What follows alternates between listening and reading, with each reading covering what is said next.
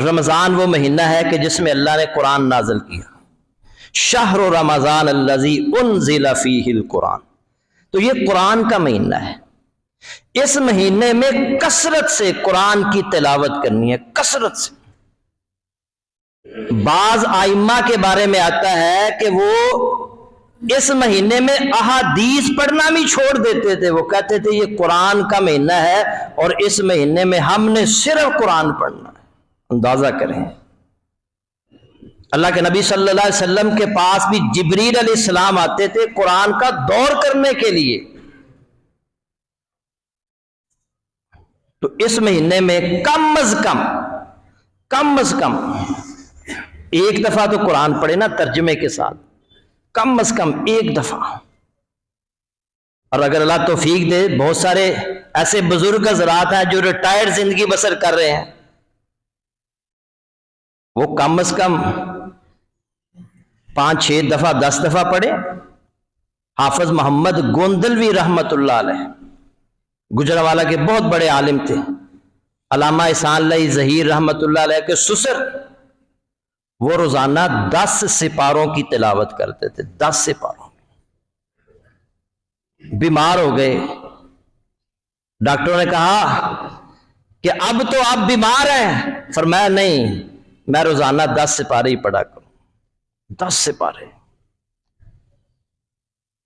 حالانکہ جو علماء ہوتے ہیں ان کے پاس بڑا کام ہوتا ہے کرنے والا، تو جو حضرات ریٹائرڈ زندگی بسر کر رہے ہیں ان کو چاہیے کہ وہ کثرت کے ساتھ تلاوت کریں۔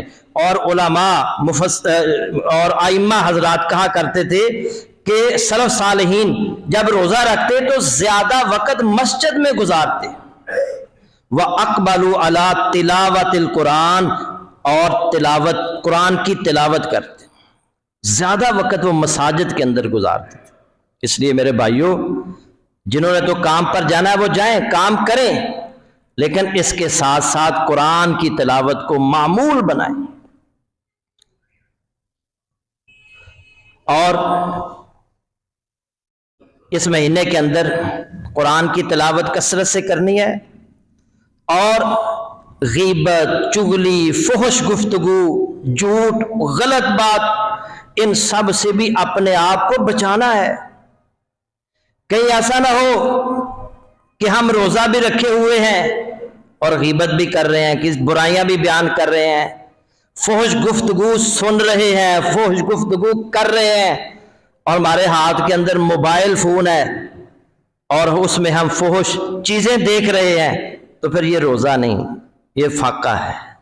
نبی صلی اللہ علیہ وسلم نے فرمایا من لم یدع قول الزور والعمل به فلیس للہ حاجۃ ان یدع طعامہ وشرابہ، جو شخص جھوٹی بات اور اس پر عمل کو نہیں چھوڑتا تو اللہ کو کوئی ضرورت نہیں ہے کہ وہ کھانا پینا چھوڑ۔ یہ روزہ نہیں ہے۔ تو اپنا آپ موبائل استعمال کریں، مگر آپ اگر 2، 4، 5 گھنٹے رمضان کے علاوہ استعمال کرتے ہیں، 10 گھنٹے استعمال کرتے ہیں، تو رمضان میں اس کا ٹائم مختصر کریں۔ انتہائی ضروری جو چیز ہے آپ اس کو دیکھ سکتے ہیں، میسج پڑھ سکتے ہیں، کسی کا کوئی میسج آیا ہے، لیکن کوشش کریں کہ موبائل کو چھوڑ کر قرآن کے ساتھ لگاؤ، قرآن کے ساتھ جڑنا ہے۔